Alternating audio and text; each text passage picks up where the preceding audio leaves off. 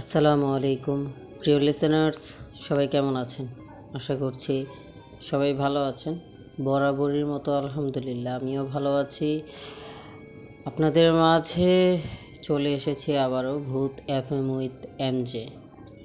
আজকে যে মর্মান্তিক দুটি ঘটনা নিয়ে আপনাদের মাঝে উপস্থিত হয়েছি, একটি হচ্ছে কালো জাদুকে ঘিরে একটি সত্য ঘটনা, আরেকটি হচ্ছে আপনার ঘুরতে যাওয়া নিয়ে ভৌতিক বা প্যারানর্মাল যে ঘটনা বলি সেই ঘটনা।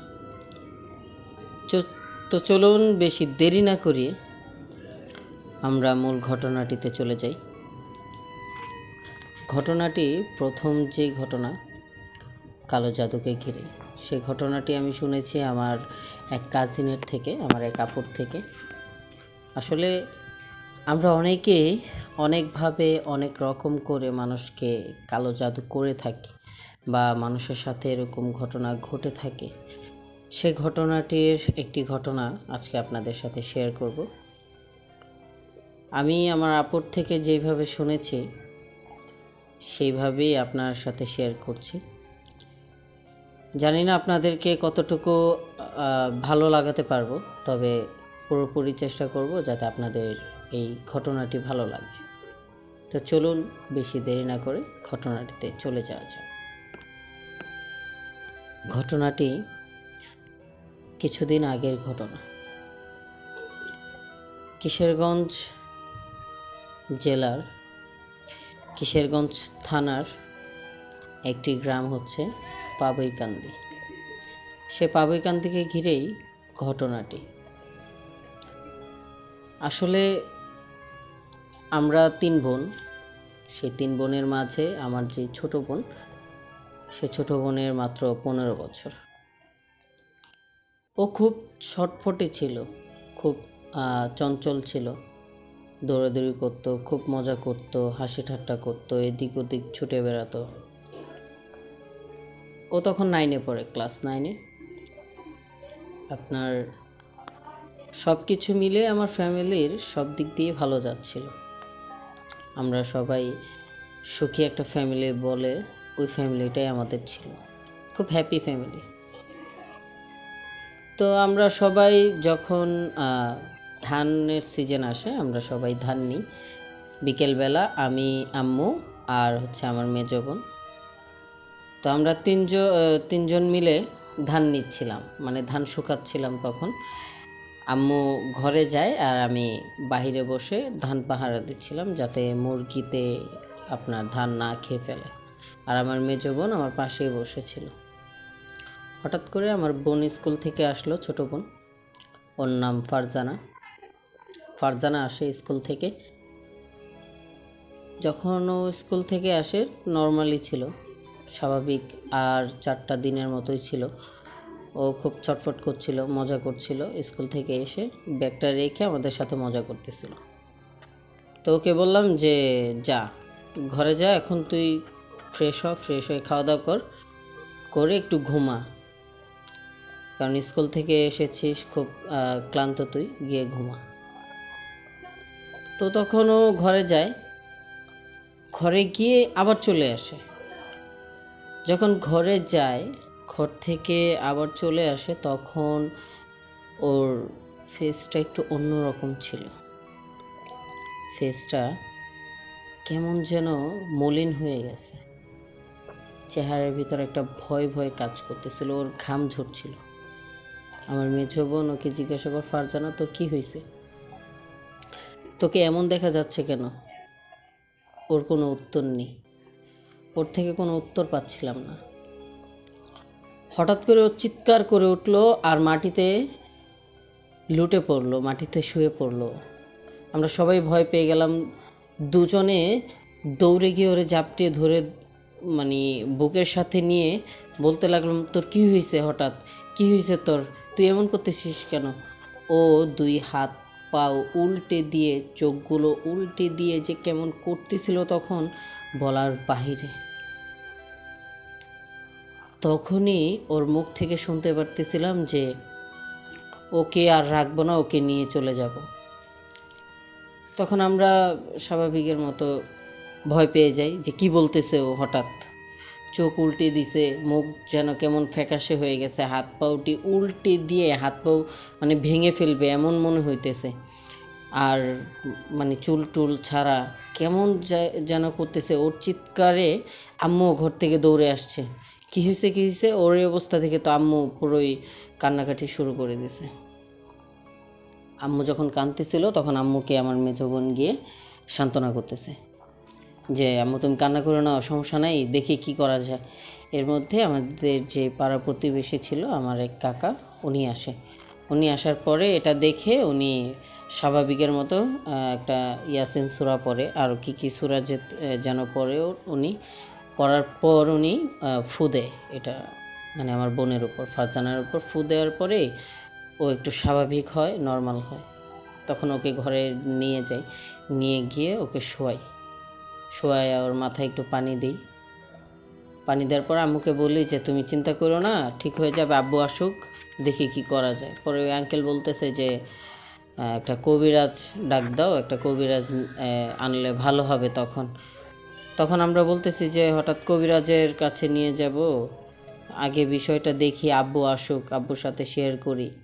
তখন বলতেছে যে আঙ্কেল বলল যে দেখো এটা কিন্তু পরিস্থিতি পরে খারাপের দিকে যাবে, ভালোর দিকে যাবে না। তো সবসময়ের মতো আর কিছু বলি নাই, দেখি যে কি হয়। ও যেহেতু একটু শান্ত হয়েছে, দেখি কি হয়। হঠাৎ করে আবারও এরকম চিৎকার শুরু করে। ওকে ধরার মতো শক্তি আমাদের কারো কাছেই ছিল না।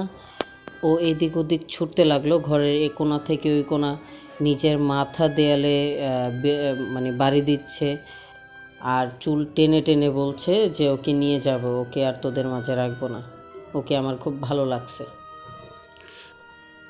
এগুলো বলতেছে। আর ও নিজের মাথা দেয়ালের সাথে বাড়ি দিচ্ছিল। তখন একটা বোনের সামনে আরেকটা বোন এরকম যদি করে, তখন যেই সিচুয়েশনটা হয় সেটা আমার মাঝে যে কেমন লেগেছিল সেটা একমাত্র আমিই জানি। তখন আর বেশি কিছু 4-5 না ভেবে আমি আঙ্কেলকে বলি যে আঙ্কেল আপনি একটা কবিরাজ ডাকেন। তো আমরা ওকে সামলাই, আঙ্কেল যায় বাহিরে গিয়ে একটা কবিরাজ, প্রায় 1-1.5 ঘন্টা পর একটা কবিরাজ নিয়ে আসে। আসলে আমরা অনেকেই কবিরাজকে বিশ্বাস করি, অনেকে বিশ্বাস করি না। কারণ যারা কবিরাজকে বিশ্বাস করি তারা অবশ্যই আমরা প্যারানর্মাল যে ভূত বিষয়গুলো সেগুলো বিশ্বাস করি। আর যারা কবিরাজকে বিশ্বাস করি না তারা তো ভূত বা প্যারানর্মাল কী জিনিস সেটাকেও বিশ্বাস করি না।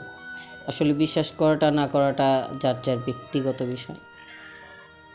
তো যখন কবিরাজকে নিয়ে আসে তখন আমার বোন কবিরাজকে দেখেই একটু মানে অন্যরকম হয়ে যায়, ভয় পায়। এমন মনে হচ্ছিল যে কবিরাজকে দেখে উনি ভয় পাইতেছে।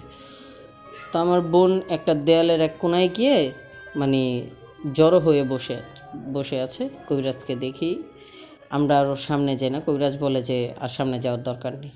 তখন উনি সামনে গিয়ে ওর সামনে বসার পর ওকে বলতেছে যে কি হয়েছে, তোমার কি সমস্যা, তুমি আমাকে খুলে বলো। ও বলতেছে যে ওরে আমার খুব ভাল লাগছে, ওরে আমি নিয়ে চলে যাব, তোরা কেউ আমার আটকাইস না, আমি নিয়ে চলে যাব। তখন বলতেছে যে ওকে নিয়ে চলে যাবি, এটা কি সহজ, আরেকজনের মেয়ে তুই কেন নিয়ে যাবি, এরকম করিস না, মেয়েটাকে ছেড়ে দে। তখন ওই আমার বোনের মাঝে যে ছিল সে বলতেছে যে না, আমি ওরে ছাড়বো না, ওরে আমার খুব ভালো লাগছে, ওরে আমি নিয়েই যাবো, তুই যদি মাঝখানে আসিস তোর ক্ষতি হবে। তখন ওই কবিরাজ বলতেছে যে আমার ক্ষতি হবে, তাহলে দেখ কার ক্ষতি হয়। তখন উনি আমাকে বলে যে একটা গ্লাসে পানি নিয়ে আসতে। আমি দৌড় দিয়ে গিয়ে এক গ্লাস পানি এনে ওই হুজুরের হাতে দিই, কবিরাজের হাতে।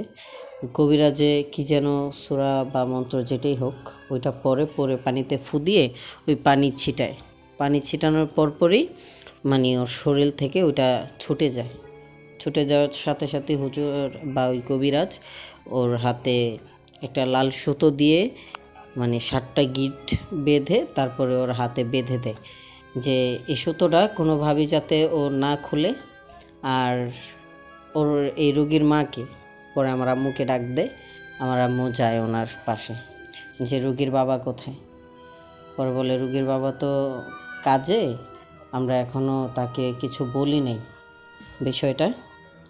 তো বলে যে দেখেন, যদি এটাকে ছাড়াতে হয়, আসলে ওর সাথে কথা বলে যা বুঝলাম যে ও একটা বাজে জিন আপনার মেয়ের উপরে ভর করছে।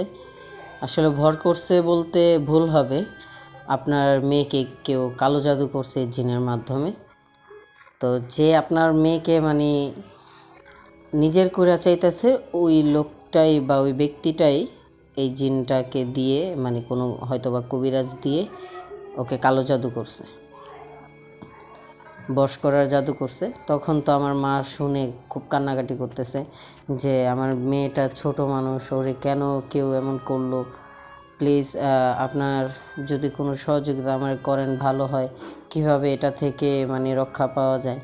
তখন ওই কবিরাজ বলল যে দেখেন, একটা কবিরাজ যেহেতু করছে, ওই কবিরাজটা যাই বলেন ওটা ছোট কবিরাজ না, ভালো বড় কবিরাজ হবে, না হলে তো কালো জাদু করার কথা না। আর যদি এটা ছাড়াতে চান, একটা উপায় আছে, সে উপায়টা করতে গেলে হয়তো বা আপনাদের ক্ষতিও হতে পারে, কিন্তু এটা করলে আপনার মেয়ের থেকে এটা সরে যাবে।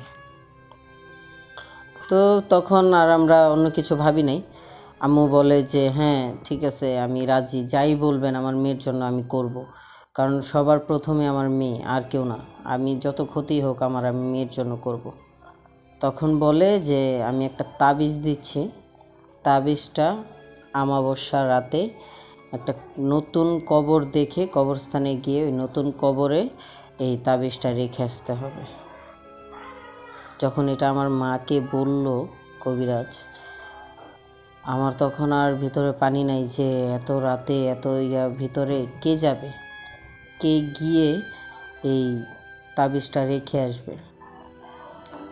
তো আর কিছু বলে নাই, কবিরাজ না বলে উঠে চলে যায়। আম্মু তাবিজটা হাতে নিয়ে আলমারির ভিতরে রাখে। তো ওই দিন সন্ধ্যার পরে আব্বু আসে। আব্বু আসার পর আব্বুর সাথে আম্মু সব কিছুই খুলে বলে, আমরাও বসে থাকি আব্বার পাশেই। আব্বুর পাশে যখন বসেছিলাম, আম্মু সব খুলে বলল আব্বুকে খুলে বলার পর আব্বু বলতেছে যে আমি নিয়ে যাব, সমস্যা নেই, আমি এগুলো ভয় পাই না, আমার মেয়ের জন্য আমি এগুলো করতে রাজি আছি, আমি সব করব আমার মেয়ের জন্য। তখন আব্বুও কাঁদতেছিল যে হঠাৎ করে আমার মেয়েটাকে কেনই বা কেউ এমন করলো। যাই হোক, আগে আমার মেয়ে সুস্থ হোক, পরে আমি দেখছি যে এটা কে করছে। আব্বু প্রায় 2-3 দিন পর আমাবস্যা আসে। সেদিন সন্ধ্যাবেলায় আব্বু খাওয়া দাওয়া করে প্রায় 9টার দিকে, গ্রাম অঞ্চল বুঝতেই পারতেছিলেন যে 9টা মানে অনেক রাত, সবাই তখন যার যার ঘরে ঘুমিয়ে থাকে, খুব নির্জন। আর যে কবরস্থানটা যেতে হবে, সেই কবরস্থানে যাওয়ার আগে কিছু গাছপালা বাঁধজার মানে জঙ্গলের মতো, সেই জঙ্গল পেরিয়ে যেতে হয়। জঙ্গল পেরিয়ে বলতে গেলে জঙ্গলের সাইড দিয়ে রাস্তাটা, তো যেতে হলে জঙ্গলের সাইড দিয়ে যেতে হয়। তো তখন আব্বু আর 4-5 না ভেবে আব্বু জঙ্গলের সাইড দিয়েই যাওয়া শুরু করে, একদম নীরব, কেউই এই বিষয়ে জানে না, পুরো নীরব হয়ে আছে। আব্বু একা একা যাচ্ছে যাচ্ছে যাচ্ছে। তখন আব্বুর কানে শব্দ হলো যে কে যেন ওই বাঁশঝাড় থেকে বাঁশ মানে কাটার যে শব্দ, কাটার পরে যে মানে ভেঙে যায়, ওই ভাঙার মতো একটা কড়মড়ে শব্দ করে উঠলো বাঁশঝাড় থেকে। আব্বু থমকে গেল, দাঁড়িয়ে গেল। দাঁড়িয়ে পিছনে তাকিয়ে দেখে যে একটা বাঁশ ভেঙে গেছে, ভেঙে হেলে আছে, মানে নুয়ে আছে আর কি, এখনো মাটিতে পড়ে নেই, এরকম বিষয়। তো আব্বু দেখছে যে হ্যাঁ বাঁশ ভাঙতেই পারে, এটা স্বাভাবিক, এটা কোনো বিষয় না। আব্বু আবার হাঁটতেছে, আবারও একটি কড়মড়ে আওয়াজ হলো, কড়মড়িয়ে যে বাঁশটা যেন মাটিতে পড়ে গেছে এমন আওয়াজ। আব্বু তাকিয়ে দেখে বাঁশটা, যে বাঁশ ভেঙে গেছিল ওই বাঁশটা আবার জায়গায় চলে গেছে, যেমনটা ছিল ঠিক তেমনই হয়ে গেছে। আব্বু পুরো মানে ঘাবড়ে গেছে এই বিষয়টা দেখে, যে মনে হয় আমার সাথে কিছু হতে চলেছে। তো আম্মু আবার সেই সময় ঘুমিয়েছিল। আব্বু যখন চলে যায়, আম্মু নামাজ পড়ে আম্মু একটু শুয়ে থাকে। তো শুতে গিয়ে আম্মু চোখ লেগে যায়। হঠাৎ করে আম্মু চিৎকার দিয়ে ওঠে। তখন আম্মুকে জিজ্ঞাসা করলাম যে আম্মু কী হয়েছে, তুমি চিৎকার দিয়ে উঠছো, কোনো কিছু দেখছো নাকি, ভয় পাইছো নাকি? আম্মু বলল যে আমার চোখ লাগার সাথে সাথেই আমি দেখতে পাই যে আমাকে কে যেন একটা স্বপ্নে বলছে যে দেখ, তাবিজটা কবরস্থানে গাড়িস না, তোর ক্ষতি হয়ে যাবে। তো আমরা এটা শোনার পরই আর কিছু ভাবি নাই। আম্মু, আমি আর আমার মেজো বোন আর আমার ছোট বোনটাকে ঘরের ভিতরেই রেখে তালা মেরে আঙ্কেলকে ডাক দিছি যে আঙ্কেল, আপনি চাবিটা নিয়ে বাইরে বসে থাকেন, যদি দেখেন ও ভিতরে কোনো অ্যাবনর্মাল কোনো কিছু করতেছে, আপনি তখন ওর একটু সামলাইন। তখন আঙ্কেল বলল, কী হয়েছে, সমস্যা? আমিও যাই তোমাদের সাথে। পরে বললাম, না, আপনার যেতে হবে না, সমস্যা নেই। তখন আমরা পিছনে যাই, যে আব্বুকে গিয়ে বলি যে না গাড়ার জন্য, কারণ যদি ক্ষতি হয়ে যায় আমার বোনের। তো আমরা যখন যাই, আমরা যেতে যেতে আব্বু চলে যায়। আব্বু যখন কবরস্থানে যায় তখন প্রচণ্ড বাতাস, আর মানে এমন একটা অবস্থা যে বাতাসের এতটাই গতিবেগ ছিল যে গাছগুলো হেলে যাচ্ছিল, পাতা যা ছিল সব উড়ে যাচ্ছিল। তারপরে আপনার বালু, মানে একটা ঘূর্ণিঝড় বা একটা তুফান আসলে যেমন হয় ঠিক তেমন হচ্ছিল সেই মুহূর্তটা। আপনাদের বলে বোঝাতে পারছি না যে তখন সিচুয়েশনটা কী ছিল। আব্বু এই বাতাসের মধ্যে, তুফানের মধ্যে আব্বু গিয়ে একটা কবর খুঁজে বের করে যে কবরটা এটা নতুন। তখন এই কবরটা প্রায় আধাতের মতো খুঁড়ে তারপরে আপনার ওই তাবিজটা গেড়ে আবার মাটি দিয়ে সমান করে কবরস্থান থেকে কোনো রকম বের হয়ে যায়। তখন অনেক কান্নার আওয়াজ, অনেক হাসির আওয়াজ শুনতেছিল। তখন আমরা দৌড়ে আসার পর দেখি যে আব্বু কবরস্থান থেকে বের হচ্ছিল। তখন আব্বুকে বললাম যে তুমি কি তাবিজটা গেড়ে ফেলছো?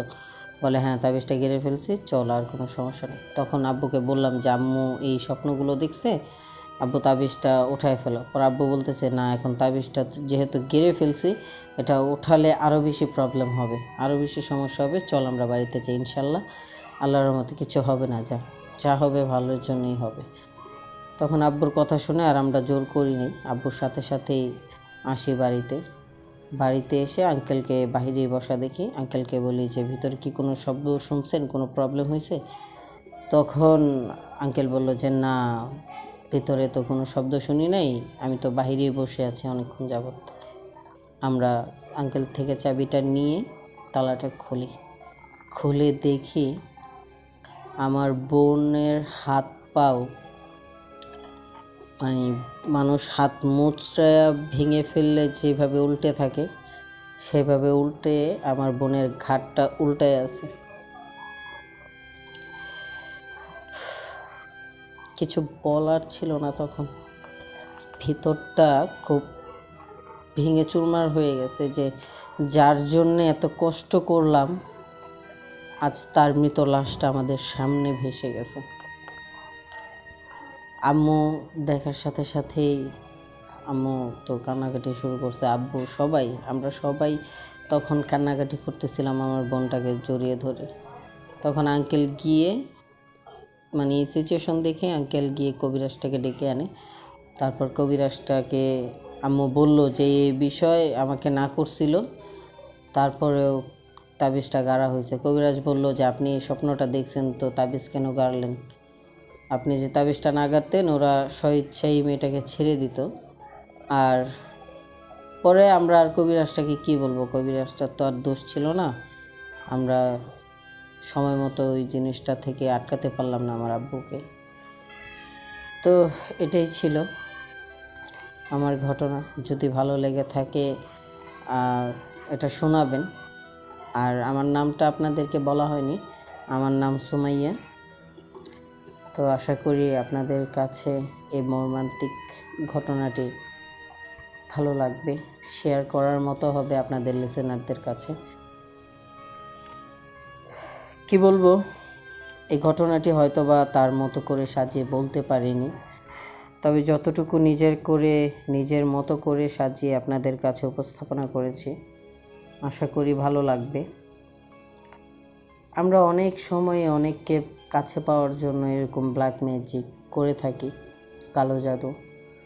আসলে আমরা একবারও চিন্তা করি না যে এইসব করতে গিয়ে একটা নিষ্পাপ একটা প্রাণ ঝরে যেতে পারে। আমাদের কিছু পাগলামোর জন্য, কিছু ভুলের জন্য একটা মানুষের প্রাণও চলে যেতে পারে। আমরা এইসব কালো জাদু থেকে বিরত থাকি। যদি কাউকে মন থেকে ভালোবাসতে চাই বা কাছে পেতে চাই, অবশ্যই তার ফ্যামিলির সাথে কথা বলে তাকে পাওয়ার চেষ্টা করব। কোনো অবৈধ রাস্তা দিয়ে কাউকে পাওয়ার আশা করাটা ঠিক না। তো প্রিয় লিসেনার্স, যদি আমাদের এই চ্যানেলটির সাথে আপনারা থাকতে চান, পাশে থেকে আমাদেরকে সাপোর্ট করে আপনারা আরও নিত্য নতুন ভৌতিক ঘটনাগুলি শুনতে চান, অবশ্যই চ্যানেলটিকে সাবস্ক্রাইব করে বেল আইকনটি ক্লিক করে পাশে থাকবেন। চলুন আর দেরি না করিয়ে দ্বিতীয় ঘটনাটিতে চলে যাওয়া যাক। ঘটনাটি আমার নিজের এক বন্ধুর থেকে কালেক্ট করা।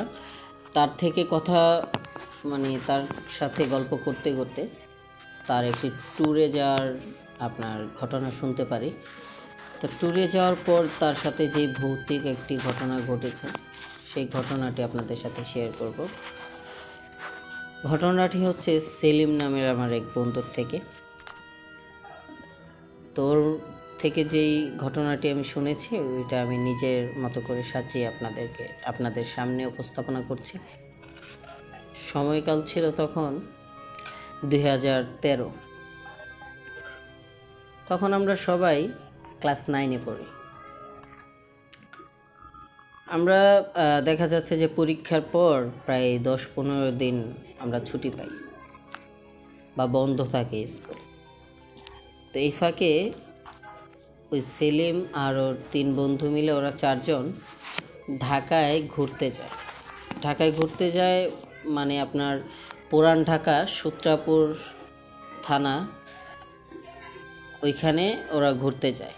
একটা পুরনো বাড়ি আছে, যে বাড়িতে প্রায় নাটক করে মানুষ, বা ওইখানে অনেক বিদেশিরা, পর্যটক যারা বাহির থেকে আসে, লন্ডন বা আমেরিকা বা যারাই বাংলাদেশে ঘুরতে আসে, তারা ওই বাড়িটাতে থাকে।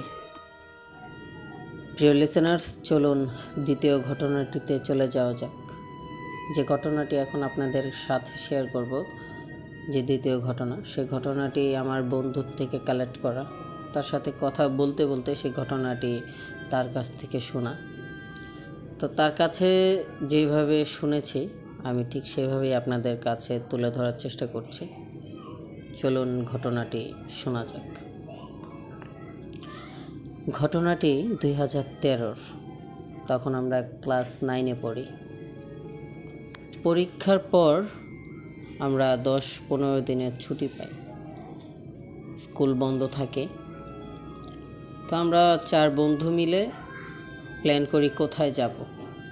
তো একদিন দেখেছিলাম যে ঢাকার সূত্রাপুর থানার বিবি রোজা মাজারের সাথে একটি পুরনো বাড়ি আছে। সে বাড়িতে বেশিরভাগ পর্যটকরা ওইখানে রাতে থাকে। আর সূত্রাপুর যে এলাকা, সেটা অনেকটাই সুন্দর একটি এলাকা।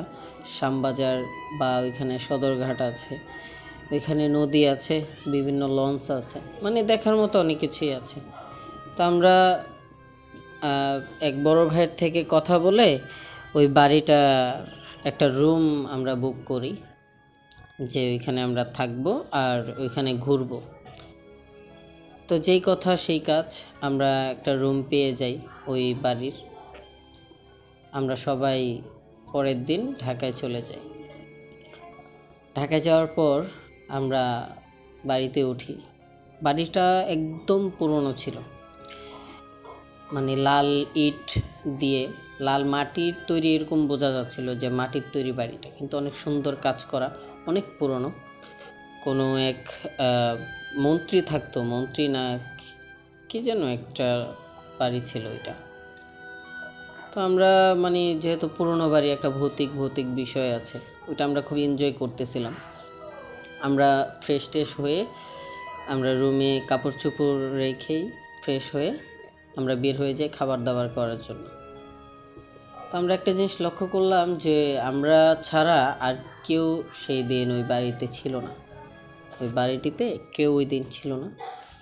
আমরা খাওয়া দাওয়া করার জন্য নিচে যাই, নিচে হোটেল আছে, সেই হোটেলে খাওয়া দাওয়া করি। খাওয়া দাওয়া করে আমরা একটু নদীর পাড়ে হাঁটতে যাই। নদীর পাড়ে হাঁটতে গিয়ে মানে নদীর সাইডেই লঞ্চ দাঁড় করানো থাকে, আমরা ওই লঞ্চে অনেকক্ষণ সময় কাটাই। সন্ধ্যার কাছাকাছি হয়ে যায় যখন, আমরা লঞ্চ থেকে নেমে একটু ঘোরাঘুরি করি, শ্যামবাজারের দিকে যাই। মানে ওইটা কাঁচা বাজার, ফলের বাজার, ভালো বড় এই বাজারটা। ওইখানে কতক্ষণ ঘোরাঘুরি করার পর আমরা আবার আমাদের মানে যে বাংলো, যে পুরনো বাড়ি, সেখানে চলে আসি। আসার পর আমরা রুমে চলে যাই, রুমে গিয়ে ফ্রেশ হই যে আমরা একটু পরে নেমে খাওয়া দাওয়া করব।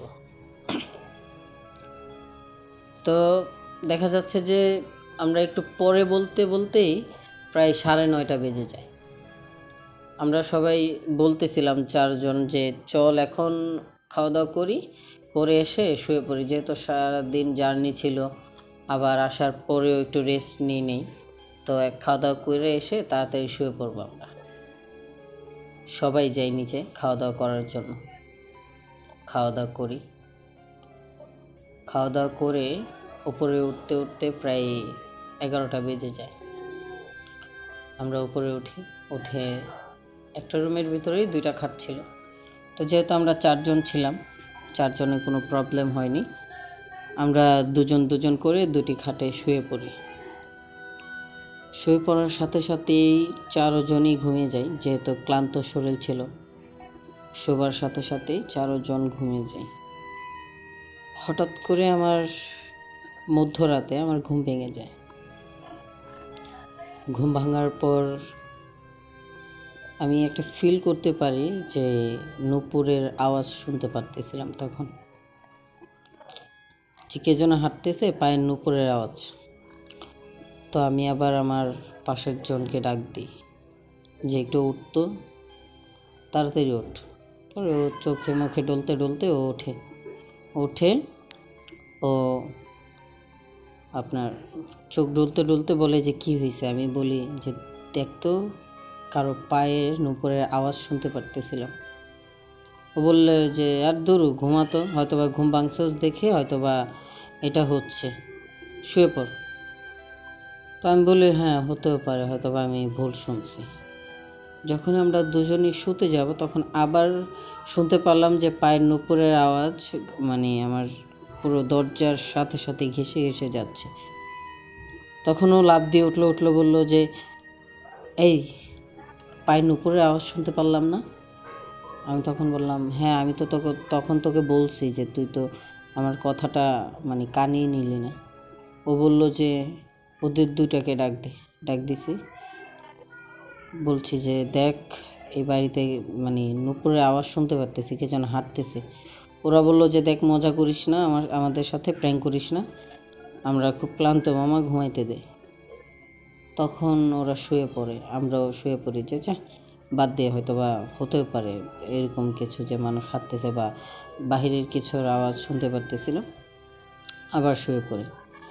আমার তো কোনোভাবেই ঘুম আসতেছে না, শুধু মাথায় ঘুরতেছে যে এত রাতে এখানে আমাদের আশেপাশে কোনো রুমই বুক করে না, সব খালি, আমরা ছাড়া কেউ নাই। তখন আবার কে যেন হাসতেছে আর হাঁটতেছে, নূপুরের আওয়াজ আর হাসির আওয়াজ শুনতেছে আমি। তখন আমার মাথাটা ঝিম ধরে রইল, আর আমি কান পেতে শোনার চেষ্টা করলাম যে সত্যি কিনা। তখন আমার পাশের যে ছেলেটা ছিল আমার বন্ধু, ওকে আমি নাড়া দিয়ে বললাম যে দেখতো কে যেন হাসতেছে বন্ধু। ও বললো যে মামা ভয় দেখাইস না, এমনি ওই আওয়াজ শুনে ভয় পেতেছে। আমি বললাম যে মামা সিরিয়াসলি তুই আগে শোনার চেষ্টা কর। ও নিজেও শুনে ও পুরো মানে ভয় পেয়ে গেছে। ও আমাকে জড়ায় ধরে বলতেছে মামা আজকে তো মানে কি আমাদের সাথে হইতেছে বুঝলাম না, কোন বাড়িতে নিয়ে আসলে আমাদের, ঢাকা শহরে আই নাকি আমাদেরকে মারবি নাকি? তখন আমি বললাম যে রিল্যাক্স হ, আগে বিষয়টা বোঝার চেষ্টা করি। পরে ওদেরকেও ডাক দিছি, ডাক দিয়ে বললাম যে দেখ মামা হাসির আওয়াজ শুনতেছিস? তখন ওরা বলল যে মামা সত্যিই তো বললি, হাসির আওয়াজই তো শুনতে পারতেছি। তখন ওরা বলল যে চল আমরা চারজনেই যাই, গিয়ে গেটটা খুলে দেখি বিষয়টা কি। তখন গেটটা খোলার সাথে সাথেই মানে ওই আওয়াজটা চলে গেছে, এই আওয়াজটা আর পাইতেছিলাম না। তখন ওরা বলল যে মামা তো কিছু নাই, চল গেটটা লাগায় তোরা আর এইসবের দিকে ধ্যান দিস না মামা, সবাই ঘুমাই। তখন আমরা ঘুমিয়ে যাই। ঘুমিয়ে যাওয়ার পর আমার আবারও ফজরের আজানের আগে আমার ঘুম ভেঙে যায়, কে যেন দরজায় নক করতেছে, মানে টকটক করে 3বার দরজায় আমার নক করছে। 3বার নক করার পর আমার ঘুম ভেঙে গেছে। আমি আমার পাশেরটারে ডাক দিয়ে বললাম যে দেখ তো মামা কে যেন আসছে, দেখ মনে হয় হোটেলের কেউ। তখন ও মোবাইলটা হাতে নিয়ে দেখে যে প্রায় আজান দিবে এমন সময়। ও বলতেছে কি পাগল হয়ে গেছিস, আজান দিবে এমন সময় কে আসবে? তখন আমি বললাম মামা কে যেন দরজায় নক দিছে, সত্যি কথা। ও বলল যে ওই ঘটনার পর থেকে তোর মাথা নষ্ট হয়ে গেছে, মামা তুই ঘুমাতো। আবারও সাথে সাথে 3টা নক করছে, মানে নক করার সাথে সাথেই ও আমাকে বলতেছে যে মামা আমি এখনই বের হয়ে যাবো, আমি আর এই বাড়িতে থাকবো না। তখন ওদের আমার পাশের যে সিটে 2জন ছিল ওদেরকে ডাক দিয়েছে, আমি কি মামা কে যেন নক করতেছে। ওদেরকে ডাক দিয়ে এটা বলার সাথে সাথেই আবারও কি যেন নক করলো, আবারও 3টা নক করলো। তখন আমার পাশেরটা বলতেছে যে মামা মনে হয় মানুষ, কারণ অন্য কিছু হলে তো এতটা নক করার কথা না, চল। তখন ও গেট খোলে, গেট খোলার সাথে সাথে আমরা 4জন ভয় পেয়ে যাই। লাল শাড়ি পরা একটা মেয়ে আমাদের দরজার সামনে দাঁড়িয়েছিল। সে মেয়েটাকে দেখেও একটা চিৎকার দিয়ে ওইখানে বেহুশ হয়ে যায়। আর মেয়েটা বিকট হাসি দেওয়ার সাথে সাথেই মেয়েটা গায়েব। আমরা খাটে বসে দেখতেছিলাম যে মেয়েটা বিকট হাসি দিয়ে গায়েব হয়ে যায়। মানে এমন একটা অভয়ব ছিল, এমন একটা প্যারানর্মাল একটা বিষয় ছিল আমাদের সাথে ঘটেছে যা বলার বাহিরে। এর একটু পরে আজান দেওয়ার সাথে সাথে পুরো পরিবেশ নর্মাল হয়ে যায়। তখন আমরা নর্মাল হওয়ার পরেই আমরা সবাই ওই দিনই আমরা আর থাকি না ওই হোটেলে, বের হয়ে যাই। বের হয়ে গিয়েই আমরা সব কিছু গুছিয়ে আমরা ওই দিনই বাড়িতে চলে আসি। তো আশা করছি যে আমার দ্বিতীয় ঘটনাটিও আপনাদের কাছে ভালো লেগেছে। জানি না কতটুকু গুছিয়ে আপনাদেরকে বলতে পেরেছি সেই ঘটনাটি। আসলে প্যারানর্মাল এমন একটি বিষয়, এমন একটি কি বলবো অভয়ব বিষয়গুলো, যে ঘটনাগুলি, সে ঘটনাগুলি যাদের সাথে প্রতিনিয়ত ঘটছে, যারা ফেস করছে, তারাই একমাত্র বিব্রত হচ্ছে, শিহরিত হচ্ছে। আমরা তো জাস্ট শুনছি আর আপনাদের কাছে শেয়ার করছি। তো আমরা যে শুনছি তখনই আমরা যে শিহরিত হচ্ছে, আমাদের গায়ে লোম দাঁড়িয়ে পড়ছে প্রতিনিয়ত। তো যাদের সাথে ঘটছে তাদের সাথে কি হচ্ছে, বিশ্বাস করাটা না করাটা আপনাদের কাছে। যদি আমাদের এই ভৌতিক ঘটনাগুলি আপনাদের কাছে ভালো লেগে থাকে অবশ্যই চ্যানেলটিকে সাবস্ক্রাইব করে পাশের বেল আইকনটি ক্লিক করে দেবেন। আর যদি আপনাদের সাথে ঘটে যাওয়া, আপনার ফ্যামিলির সাথে ঘটে যাওয়া কোনো ভৌতিক ঘটনা থাকে বা কারো কাছ থেকে কালেক্ট করতে পেরেছেন, সেই ঘটনাগুলি আমাদের সাথে শেয়ার করতে চাইলে আমাদের ডিসক্রিপশনে আমাদের ইমেল অ্যাড্রেস দেওয়া থাকবে, সেখানে আপনাদের সেই ঘটনাটি সেন্ড করতে পারেন। যদি শেয়ার করার মতো হয় অবশ্যই আমরা আমাদের লিসেনারদের সাথে সেই ঘটনাটি শেয়ার করব। আসসালামু আলাইকুম, ধন্যবাদ সবাইকে। আজকের মতোই আল্লাহ হাফেজ।